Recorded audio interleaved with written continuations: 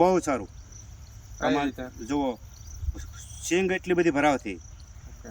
પછી પોપટા એટલા બધા બેઠા, અને હજી સુયા ઉતરવાનું તો ચાલુ જ છે એક જ ધારું. પછી છોડવાની હાઈડે ઘણી થઈ ગઈ, બરાબર અને બધી ડાળે ડાળીએ નકરો સુયો જ બતાય. બરાબર. તમે મગફળીમાં કઈ દવાનો ઉપયોગ કર્યો છે? આ રુદુતાનો ઓકે, તો તમને એમાં રિઝલ્ટ કેવું મળ્યું છે? બહુ સારું. કઈ આમાં રીતે? જુઓ, સિંગ એટલી બધી ભરાવથી, ઓકે. પછી પોપટા એટલા બધા બેઠા, અને હજી સુયા ઉતરવાનું તો ચાલુ જ છે એક જ ધારું. પછી છોડવાની હાઈડે ઘણી થઈ ગઈ, બરાબર અને બધી ડાળે ડાળીએ નકરો સુયો જ બતાય. બરાબર. અને પર પંપે તમે કેટલી દવા નાખી હતી? 15 ml. ઓકે, તો ખેડૂત મિત્રો, આપણે ઇકબાલભાઈને મગફળીમાં સુયામાં સારું રિઝલ્ટ મળ્યું છે તથા પોપટામાં સારું રિઝલ્ટ મળ્યું છે, અને મગફળીને હાઈડ અને કલરમાં બહુ રિઝલ્ટ સારું મળ્યું છે. તો તમે ખેડૂત મિત્રોને શું અનુભવો, તમારો અનુભવ શું આપશો?